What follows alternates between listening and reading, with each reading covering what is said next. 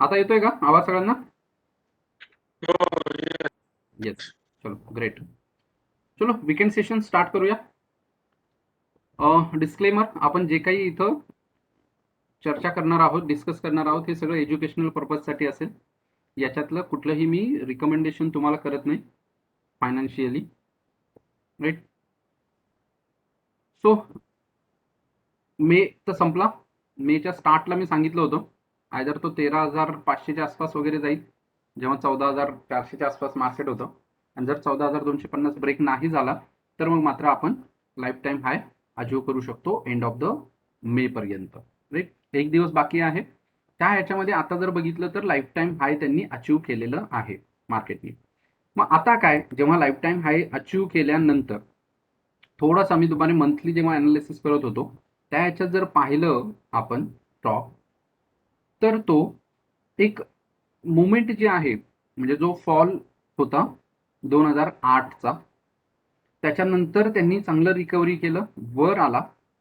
आणि तो आता इथे जर आपण पाहिलं तर लो बनवलाय, अगेन वर आलेला आहे एक लो, म्हणजे डाऊ थेअरीनुसार तो व्यवस्थित इथे चाललेला आहे. नंतर जो 2015 मध्ये एक थोडासा फॉल दिलेला आहे, अगेन त्यांनी इथे वर येऊन परत फॉल दिलाय. आणि इथे छोटे छोटे करेक्शन, छोटे छोटे रिट्रेसमेंट ज्याला म्हणतात, ज्याला डाऊ थेअरीनुसार सेकंडरी ट्रेंड असतो, तो म्हणजे छोटे छोटे रिट्रेसमेंट देत मार्केट जातो. आणि एक मोठा फॉल जो आपण अपेक्षित करत होतो 2018 मध्ये 19 मध्ये. स्क्रीन फ्रीज झाली आहे, माझं वर्किंग दिसत नाही का?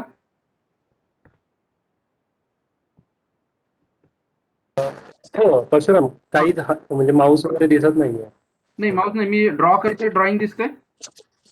नाही, नाही दिसत आहे. हा, आता दिसतंय. येस दिसतंय ना, राईट. येस. ओके. जो 2018-19 मध्ये आपण एक्सपेक्ट करत होतो, तो आता 2020 मध्ये आपल्याला जो एक करेक्शन मिळाला, त्यामध्ये जर पाहिलं आपण तर इथे जे काही मोठे इथे हायर लो होते ते ब्रेक झालेले. तर हे जे हायर लो होता अप टू 10,000 मार्क, तो ब्रेक झाला. आणि खाली जो एक मार्क होता 7,800च्या आसपास, तिथं सपोर्ट घेतलं मार्केटनी. 7,500 पर्यंत गेला होता, एक स्पाइक दिला होता त्यांनी. आणि तिथून स्ट्रेट अवे आता जर तुम्ही पाहिलं, म्हणजे मागच्या मार्चमध्येच 24 मार्चला त्याच्यानंतर मार्केट करेक्शन द्यायला स्टार्ट केलं आणि आता स्ट्रेट अवे वर आलेला आहे. हा सांगण्याचा माझा मुद्दा काय आहे, की तो स्ट्रेट अवे वर आलेला आहे डायरेक्ट 90 डिग्री मध्ये अशा पद्धतीने. आणि तोही जो पिरियड आहे आपला, जो इथून जर आपण वरपर्यंत जर काढलं,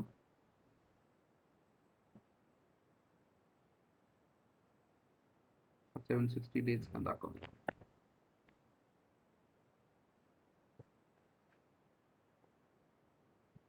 ऑलमोस्ट मागचा मार्च, हा म्हणजे 14 महिने जवळपास झालेले आहेत, 699 डेज, राईट? तर 14 महिने स्ट्रेट अवे वर येतोय. प्रत्येक कुठलाही महिना जर आपण इथे काढला तर मार्केट स्ट्रेट अवे वर आलेला आहे. इथे सप्टेंबर मध्ये थोडं करेक्शन दिलंय पूर्ण मंथ मध्ये, नंतर 2 मंथ चांगले आलेले आहेत.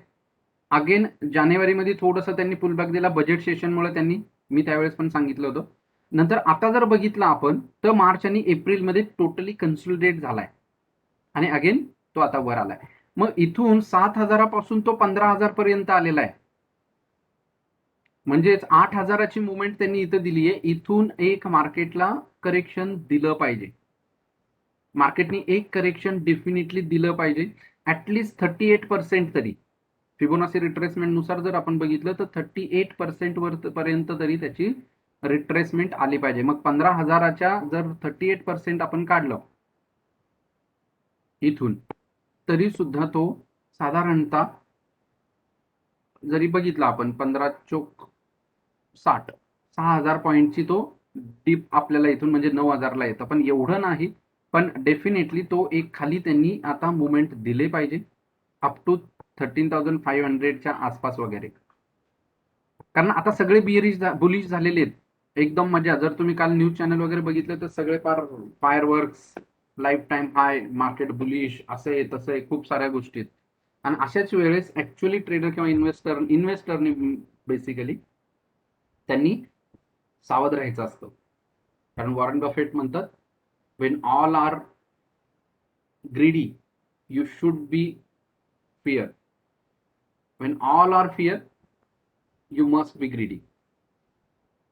त्यानुसार आता जर पाहिलं आपण तर चांगली रिकव्हरी दिलेली आहे मार्केटनी. आता लाईफ टाईम हायला आहे. सगळेजण आता प्रेडिक्शन असणारे सगळ्यांचं 16,000 16,500 पर्यंतच वगैरे.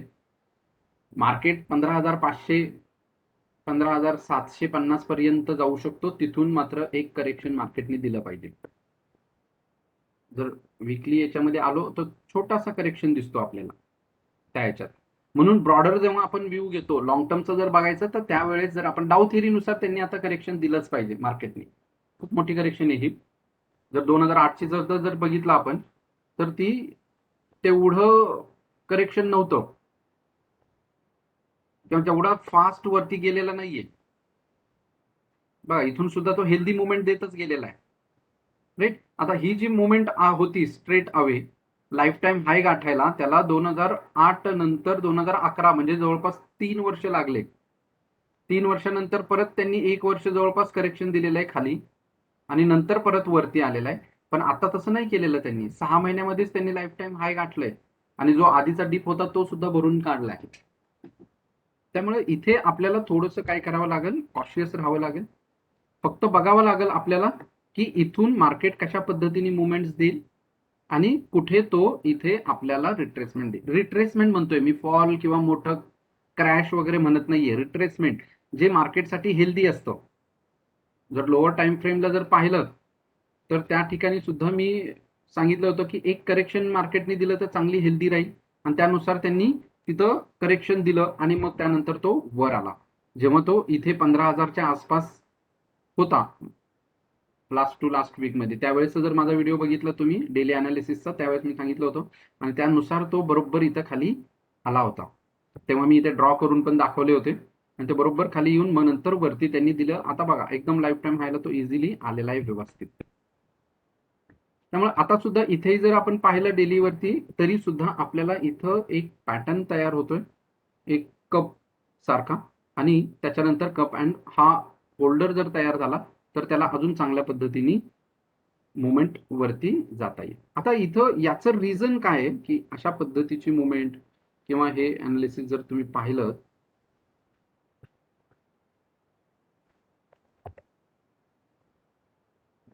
त्या ह्याच्यामध्ये जर आपण इथं पाहिलं तर इथून जेव्हा तो वर येतोय ना तर इथे बघा इथून तो बरोबर करेक्शन वर खाली करत ब्रॉडर जी काही लेंथ आहे त्याची तो नॅरो होत चाललाय पुढे पुढे.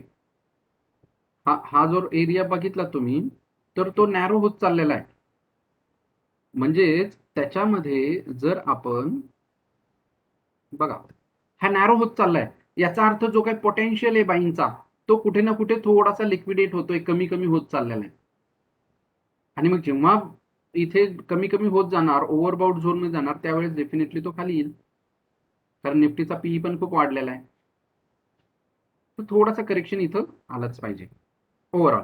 आता नेक्स्ट वीक साठी काय करता येईल आपल्याला, फर्स्ट वीक आहे त्यामुळे मार्केट शांत राहील. मे बी इथून तो टाइम वाईज करेक्शन देईल 15,000 ते 15,500 ही रेंज आपल्याला, 15,000 ते 15,500. आणि जर 15,000च्या लेवल खाली आला तर 14,500, मग 14,500 ते 15,000 या दोन लेवल्स आपल्याला या वीक साठी घेऊन चालायचे. बँक निफ्टी अजून ही लाईफ टाईम हाय गाठायला त्याला वेळ आहे. 35,000 अजून 2,000 त्याला वर यायचंय.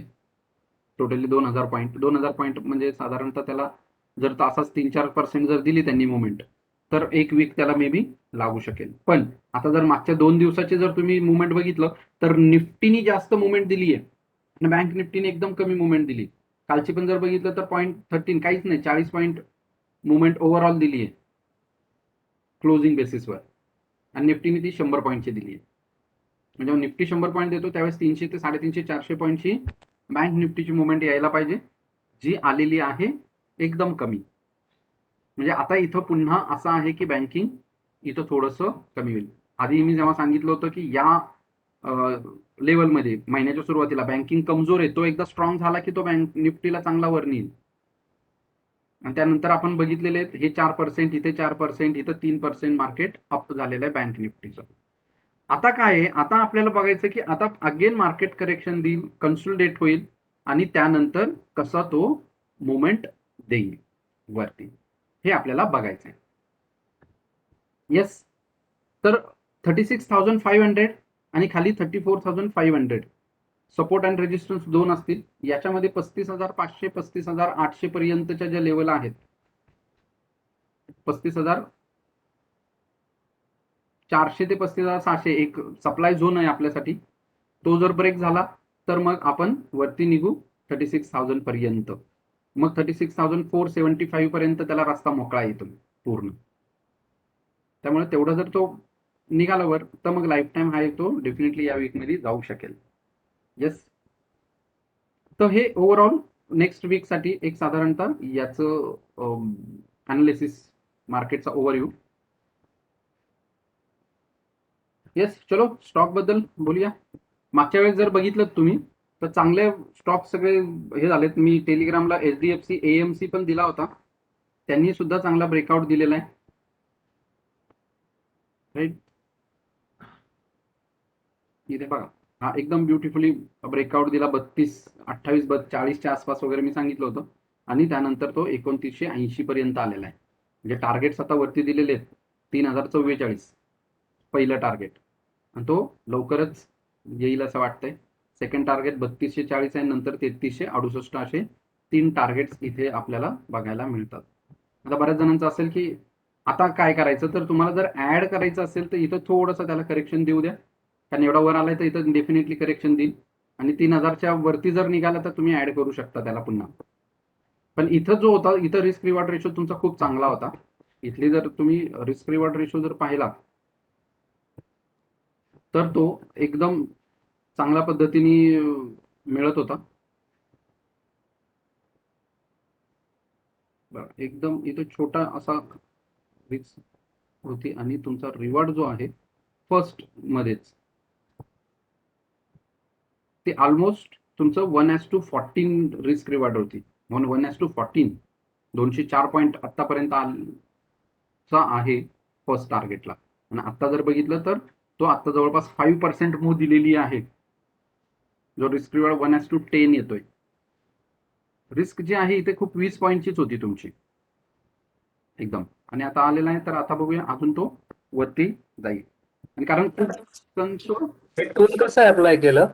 सॉरी, हे टूल म्हटलं कसं अप्लाय केलं? हे लॉंग पोझिशन मध्ये आहे ना इथे, हे बघा हे लॉंग पोझिशन मध्ये. ओके येस, ओके, पण हे लेफ्ट टू राईट टाकायचं की राईट टू लेफ्ट टाकायचं? डाऊन टू अप टाकायचं, खालून वर टाकायचं फक्त, ते ऑटोमॅटिक. ओके ओके, ठीक आहे. Okay okay,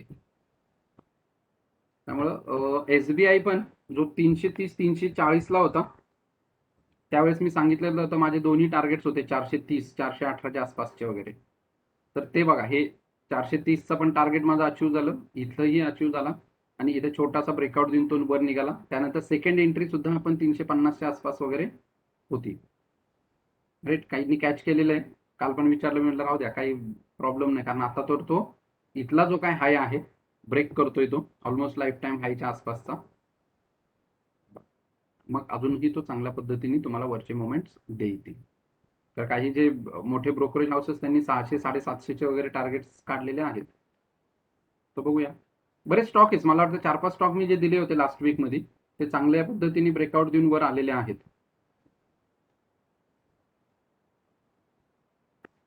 yes, Cadila health care,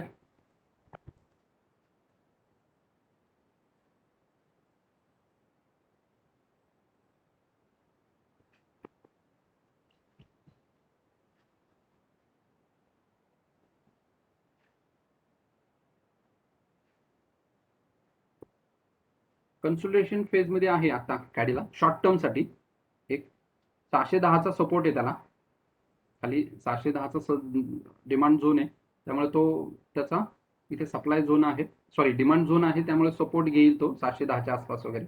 तिथून जर निघाला तर चांगला आहे, किंवा जर इथूनच त्यांनी सपोर्ट घेतला तर हा एक चांगला पॅटर्न इथं तयार होतो.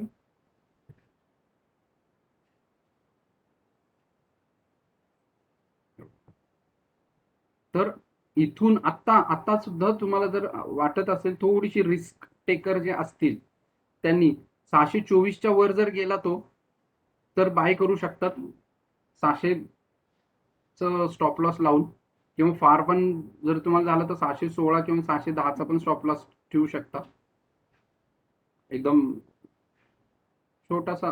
कारण 624ला जरी तुमची एंट्री इथे पडली आणि 610चं म्हणजे किती 14 पॉईंटचं जवळपास तुमचं फक्त रिस्क येते. आणि टार्गेट जो आहे तो आपला पहिला टार्गेट जो पोहोचेल तो जातोय जवळपास आपला 675 पर्यंत, म्हणजे 7 ते 8%ची मुवमेंट तुम्हाला इथे मिळू शकेल.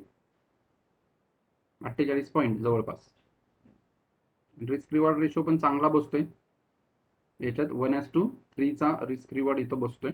ऍक्च्युली 1:3चा काय येतोय, हा एंट्री कुठे पडते म्हणजे 24ला, इथं 14 रुपये आणि 14 तरीक 42, राईट बरोबर. 3-3.5%, 1:4चा रिस्क रिवॉर्ड रेशो बसतोय चांगल्यापैकी, त्यामुळे तुम्ही याला बाय करू शकता. अदरवाईज फॉर सेफर साईड तुम्हाला जर एंट्री चांगली पाहिजे असेल तर 633 पर्यंत थांबा. 633 जर ब्रेकआउट झाला तर ही जी काही ब्रेकआउट लाईन आहे त्याच्या खाली तुम्ही स्टॉप लॉस ठेवू शकता. तोही एक चांगला तुम्हाला इथे मोमेंट नेक्स्ट वीक मध्ये आपल्याला बघायला मिळू शकेल.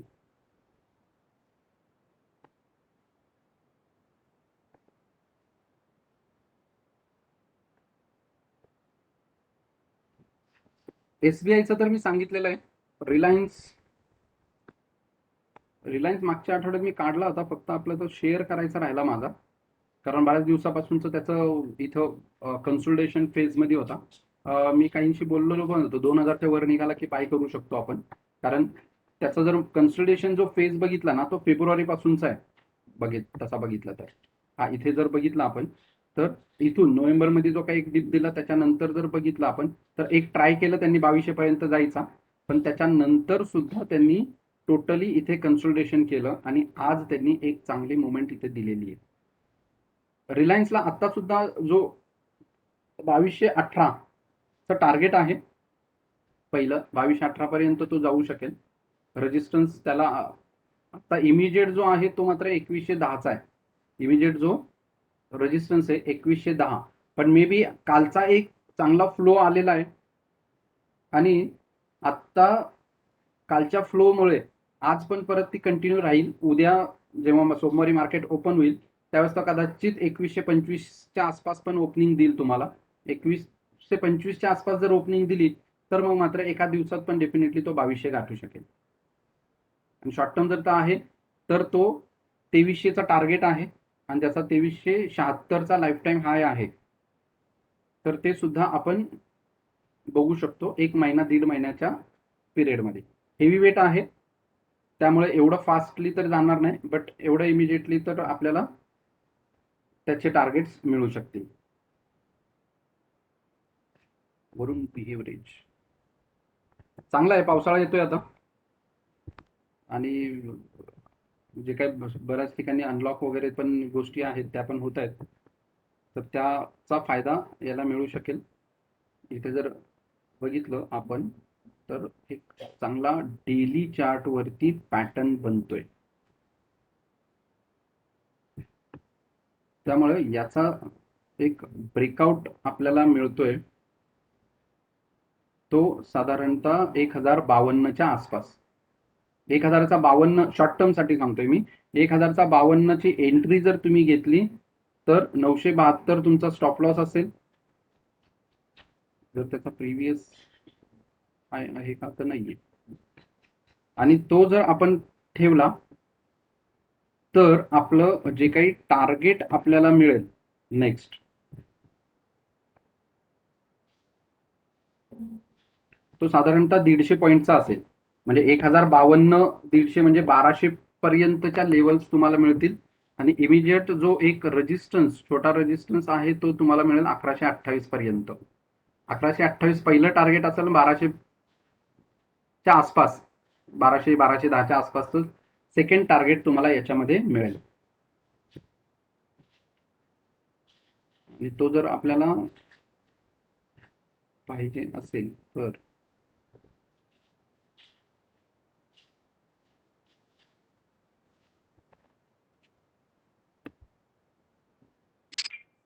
एक साधारणतः 15 दिवसामध्ये सुद्धा आपल्याला ते टार्गेट्स मिळू शकतील असं वाटतंय मला, 1200चे लेवल्स.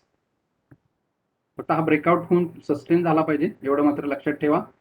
डेलीचं क्लोजिंग तुम्हाला 1052च्या वरती मिळालं पाहिजे ब्रॉडली, किंवा जास्तच जर तुम्हाला सेफ हवा असेल तर हा ब्रेकआउट, येस, तो पण तिथंच येतोय. 1060च्या वर जर ब्रेकआउट तुम्हाला कुठलंही क्लोजिंग जर मिळते 1060च्या वरती, तर तुम्ही एंट्री करू शकता 1200च्या टार्गेटसाठी.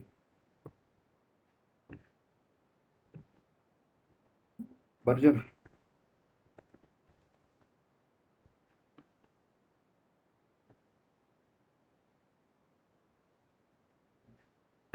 बर्जर पेंट आता रेजिस्टन्सला आहे. हा इथे एक टॉप, इथे एक टॉप. आता सध्या एंट्री याला करण्यात हे नाहीये. त्याची एंट्री ऍक्च्युली होती 700च्या आसपास, 720च्या आसपास. आता वरती आलेला आहे हा. मागच्या सेशन्स मध्ये मला वाटतं आपल्याला झालेलं आहे बघा, स्ट्रेट अवे तो वाढतोय एवढ्या. तर मग आता इथून मात्र तो थोडासा रिट्रेसमेंट आणि हा जो डिमांड सप्लाय झोन आहे याचा वरचा, त्यामध्ये खेळतोय. तो जर एकदा ब्रेक होऊन वर सस्टेन झाला, जो 815च्या वरती निघतोय, त्यानंतर तुम्ही याच्यामध्ये एंट्री करू शकता. एकदम चांगला तो एक झोन ब्रेकआउट देऊन आलाय. आणि वरती आल्यानंतर बघा एक एक चांगला कन्सल्टेशन फेज होता त्याचा, जो बऱ्याच दिवसापासूनचा चालू होता. हा सुद्धा एक मोठे स्पाइक आहेत, त्यामुळे मी तो कन्सिडर करत नाही. तर हा झोन ब्रेक करून आलेला आहे आणि त्याच्यानंतर रिट्रेसमेंट इथं थोडा खेळल तो, आणि अगेन मग तो मात्र चांगल्यापैकी तुम्हाला मुवमेंट देऊ शकेल. 815च्या वर त्याला बाईंग येईल चांगलं.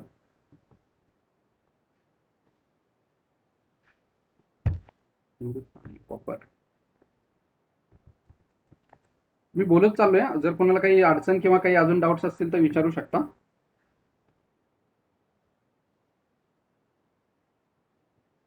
हिंदुस्थान कॉपरला जर बघितलं तर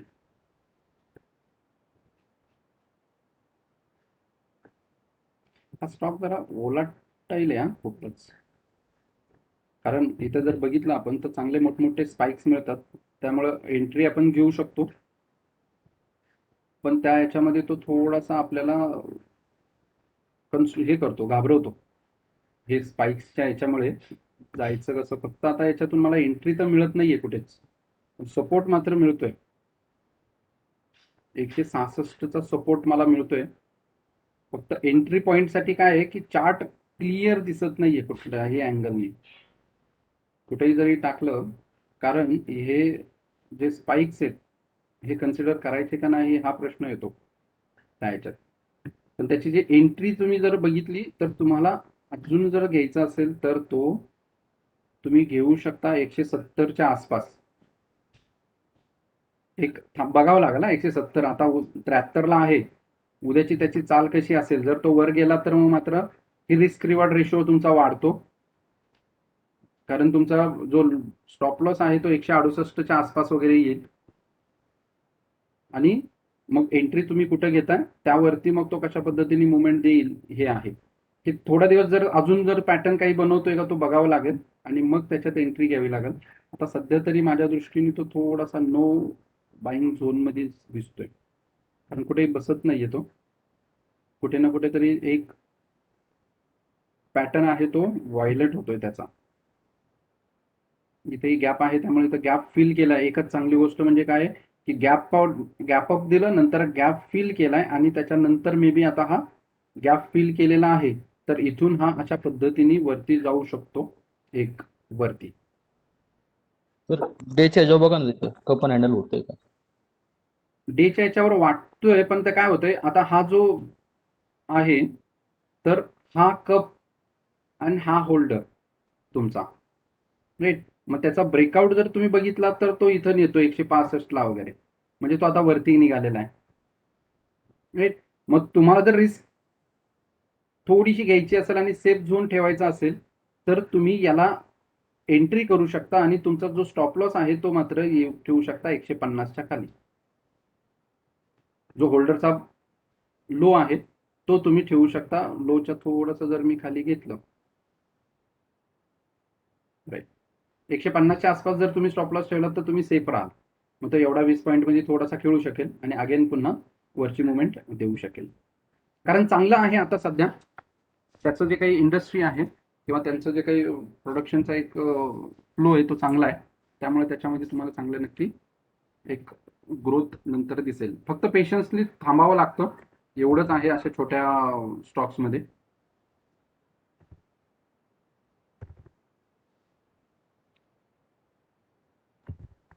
रिलायन्स इन्फ्रा,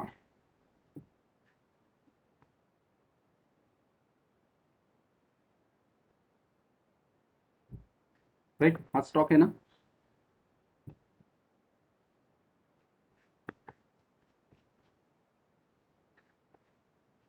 हो सर.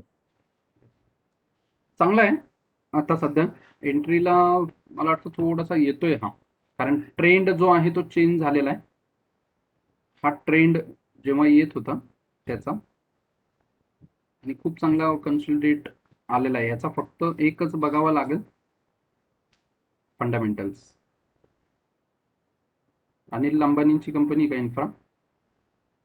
माहित नाही, फंडामेंटल पण चांगले चेक केले मी एकदा सर, तुम्ही बघून अंबानी. सांगा ना.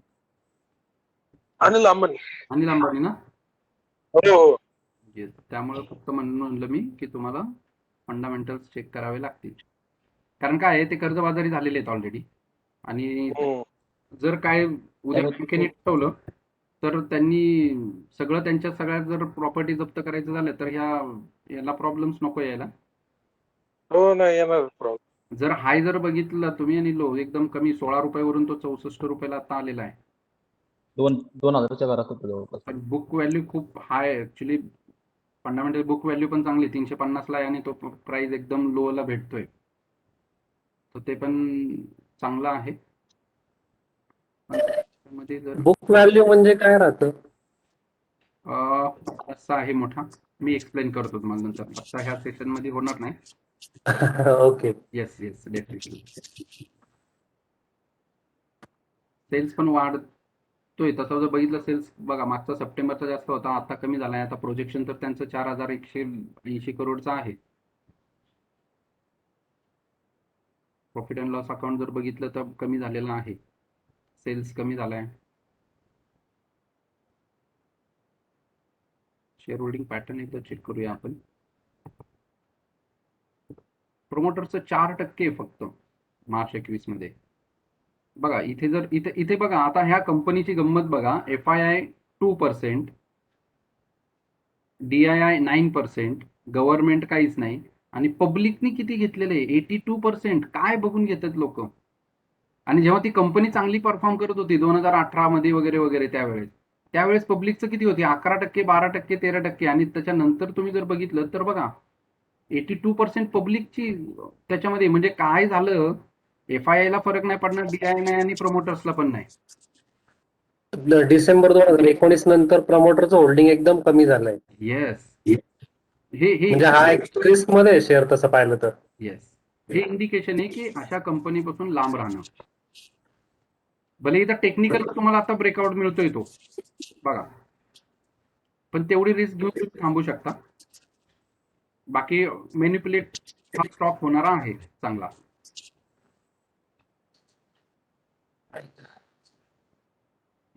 फिनोलेक्स लास्ट टाइम घेतला होता ना आय थिंक सो, आणि त्यांनी ब्रेकआउट पण दिलाय. मध्ये मला वाटतं बोलणं झालं होतं राम, राईट. ब्रेकआउट दिला चांगला. हा, फिनोलेक्स इंडस्ट्री.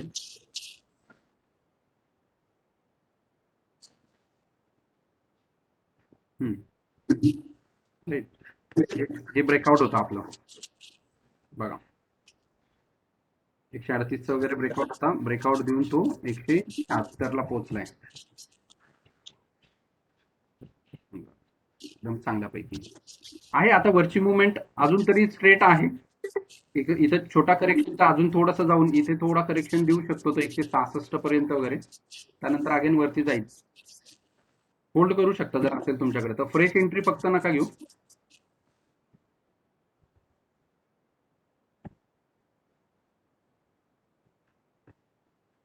इन्फोसिस होतोय.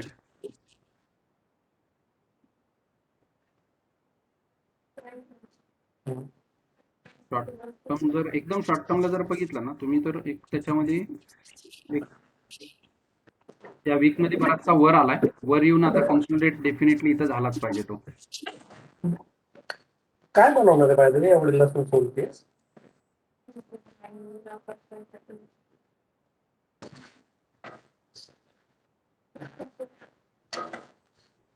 इथं फ्लॅग पॅटर्न तयार होतोय. तर फ्लॅग पॅटर्न जेव्हा ब्रेक होईल तेव्हा तुम्ही एंटर करू शकता 1415च्या वरती. आणि 1415च्या जर वर तुम्ही एंटर केलात तर ऑलमोस्ट 60 पॉईंटचं एक आपल्याला टार्गेट त्याच्यावरती मिळू शकेल.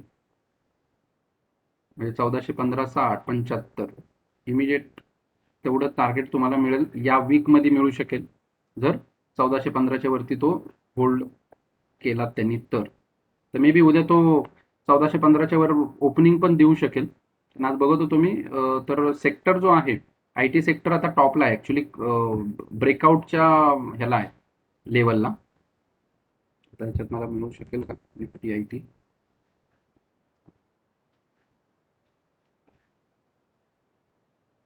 बघा टॉपला आता तो ब्रेकआउटला आहे. म्हणजे इथे एक रेजिस्टन्स आहे, इथे रेजिस्टन्स, इथे रेजिस्टन्स.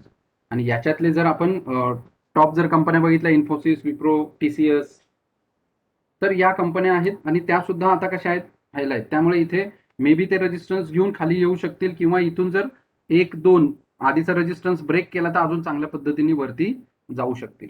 जर त्याचा सेक्टर एवढा स्ट्रॉंग इथे दाखवतोय आणि सेम पॅटर्न जवळपास स्टॉक्स मध्ये पण आपल्याला बघायला मिळतोय फ्लॅग पॅटर्न. तर त्यामुळे ब्रेकआउट पर्यंत थोडंसं थांबा, मग चांगली मुवमेंट आपल्याला डेफिनेटली त्याच्यामध्ये मिळू शकेल. येस, थोडंसं सेक्टर बघणं पण थोडं गरजेचं आहे. थोडं सेक्टर पण बघा. एखादा स्टॉक घेतला तर त्याचा सेक्टर काय म्हणतोय त्यावेळेस. भले एखादा स्टॉक बुलिश असेल हे असेल पण जर सेक्टर वीक असेल तर मे बी त्याचा इम्पॅक्ट त्या स्टॉकवर पडू शकतो. म्हणून हे खूप गरजेचं आहे. थोडंसं सेक्टर सुद्धा आपल्याला त्याचं अनालिसिस करणं. येस, एनिथिंग मोर?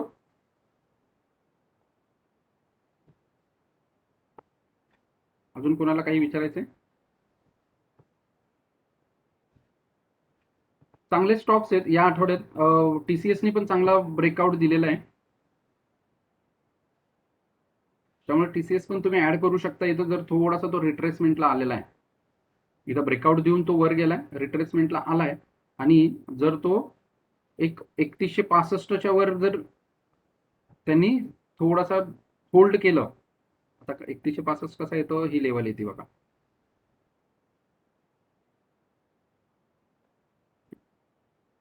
पासष्ट ते 71च्या आसपास याच्यावर जर तो टिकला अगेन इथून जर वर येऊन तर तुम्ही याला बाय करू शकता. 3350 टार्गेट असेल आपलं. त्याच्या आधी जे पहिला आहे ते 3275, 3350चं टार्गेट इथं मिळतील. इमिजिएट टार्गेट वन डे जर म्हटलं तर 3244 पण मिळू शकेल. वन डे मुवमेंट मध्ये 3244 आपल्याला मिळू शकेल. नॅशनल ॲल्युमिनियम पण चांगला ब्रेकआउट देऊन गेलेला आय थिंक.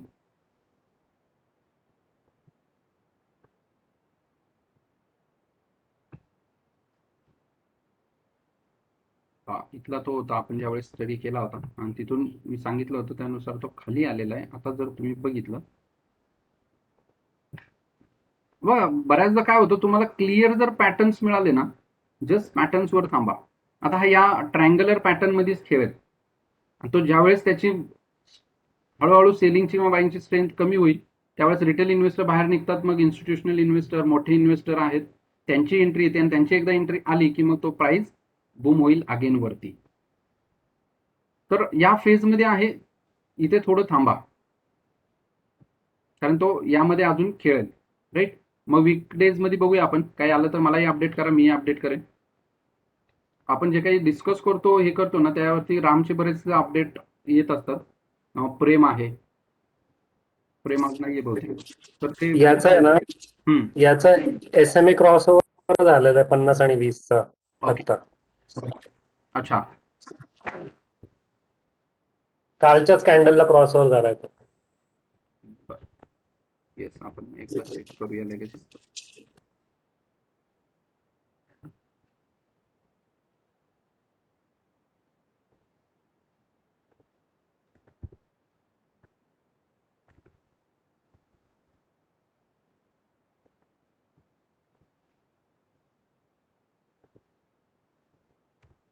किती, 20 आणि 50 का? हो. बरं, जेव्हा तुम्ही शॉर्ट टर्म बघताय किंवा काही थोडंफार शॉर्ट टर्मच म्हणेन मी, 1 वर्षाच्या आतले, तर त्यावेळेस जर तुम्ही SMA लावून जर प्ले करत असाल ना, तर चांगले रिझल्ट तुम्हाला मिळतात. बघा, हा होतोय पण उलटा होत नाही. डेच्या याच्यात अजून नाही होते. इथे झालाय तो खाली 56 ला वगैरे, 56 ला पण नाही ऍक्च्युली, क्रॉस ओव्हर त्याचा झालेला इथे 32 ला. त्याच्यानंतर तो जर बघितलं तर अजूनही अजून वरती आहे. मग त्यामुळे इथे चान्सेस आहेत त्याला खाली येण्याचे, कारण 50 आणि 20 मधला जो डिफरन्स आहे ना, हा गॅप पण खूप मोठा आहे. जेव्हा काही बदल हवे असतील तर असे या दोघांचं इथं बघा खूप जवळ आलेले आहेत, आणि इथं जर बघितलं यांच्यात गॅप आहे बराच. डेली चार्टवर का कशावर? आवरली चार्ट, आवरली चार्ट वरती झालेला आहे. इथे जर बघितलं तुम्ही तर 72चे वगैरे त्याला, पण तो वर गेलाय ना आता, पण अगेन खाली आलेला आहे. त्यामुळे हा चार्ट जो आहे तो ऍव्हरेजच्या खाली वर निघाला ना, तरच तुम्ही एंट्री करू शकता, करा येतो. नाही तर हा इथं कन्फ्यूज करेल तुम्हाला परत. म्हणजे तो नॉर्मली जर पाहायचा असेल तर आपण डेली चार्टवरच पाहायचा ना? हा, एक शॉर्ट टर्म जर हवा हा असेल अजून म्हणजे 20-50-200चा जो क्रॉस ओव्हर आहे तो पाहायचा असेल आपल्याला, त्याचा प्रॉपर रिझल्ट हवा असेल तर तो डेली चार्टवर पाहायचा की आवरली चार्टवर पाहायचा? डेली वरतीच चेक मोस्टली चांगले तुम्हाला रिझल्ट मिळतात. Okay okay okay. Yes, okay, that's all. चलो, ओके. थँक्यू. भेटूया नेक्स्ट सेशनला. काळजी घ्या थँक्यू. सर्वांनी. Thank you so much. Okay, thank you, bye. Thank you. चलो बाय. सेशन क्लोज करतोय मी.